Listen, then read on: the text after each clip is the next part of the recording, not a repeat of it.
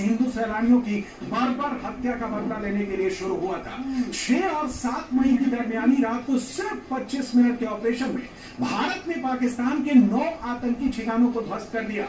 लश्कर-ए-तैयबा, जैश-ए-मोहम्मद और हिजबुल मुजाहिदीन के सबसे बड़े ठिकानों और ऑपरेशन सेंटर्स को तबाह और बर्बाद कर दिया गया। युद्ध विराम होने के बाद जब नरेंद्र मोदी ने रक्षा मंत्री राजनाथ सिंह, विदेश मंत्री S Jaishankar, NSC Ajit Doval, CDS general Anil Chauhan और सेना के तीनों अंगों की चीफ के साथ पूरे ऑपरेशन की रिपोर्ट ली, हिंदुस्तान ने जिस एक ऑपरेशन से एटम बम चिल्लाने वाले देश की बोलती बंद कर दी, वह पूरा ऑपरेशन नरेंद्र मोदी की लीडरशिप में मुमकिन हुआ। पहलगाम में जब आतंकी हमला हुआ तब मोदी विदेश में थे। मोदी सऊदी अरब का दौरा बीच में छोड़कर दिल्ली लौटे। उसी दिन से पाकिस्तान प्रायोजित आतंकवाद को खत्म करने का ऑपरेशन प्लान होने लगा। आतंक के खिलाफ भारत की लड़ाई को ऑपरेशन सिंदूर का नाम भी प्रधानमंत्री मोदी ने ही दिया। पहलगाम के बाद पूरे देश में तुरंत बदला लेने की मांग हो रही थी, लेकिन मोदी ने कोई हड़बड़ी नहीं की। मोदी ने अपनी सेना के साथ लंबी प्लानिंग की। युद्ध लड़ना है तो कैसे लड़ेंगे, यह भी प्लान किया। अंतर्राष्ट्रीय बिरादरी के सामने भारत का पक्ष रखने के लिए विदेश मंत्रालय के अधिकारियों ने सभी महत्वपूर्ण देशों के राजनयिकों को कांटेक्ट किया। सारी तैयारी हो जाने के बाद 6 मई की रात को ऑपरेशन सिंदूर लॉन्च किया गया।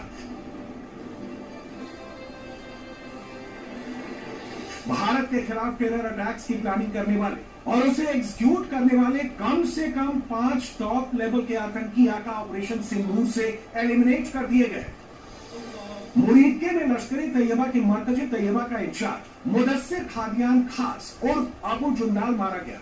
जैश-ए-मोहम्मद के चीफ मसूद अजहर का बहनोई हाफिज मोहम्मद जमील बहावलपुर के मरकज सुभान अल्लाह में मारा गया। जैश के आतंकियों को हथियारों की ट्रेनिंग देने वाला मोहम्मद यूसुफ अजहर भी मारा गया। वो IC 814 हाईजैकिंग केस में वांटेड था। लश्कर के कमांडर खालिद और अबू अक्शा ने जम्मू कश्मीर में कई आतंकी हमले कराए थे। ऑपरेशन सिंदूर में उसे भी ढेर कर दिया गया। जैश के ऑपरेशनल कमांडर मुफ्ती असगर खान कश्मीरी का बेटा मोहम्मद हसन खान भी एलिमिनेट कर दिया गया।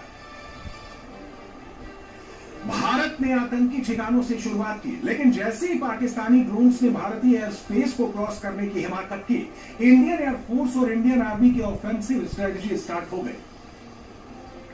दुनिया के इतिहास में पहली बार ऐसा हुआ कि किसी न्यूक्लियर कैपेबल कंट्री के 6 एयरबेस को तबाह कर दिया गया।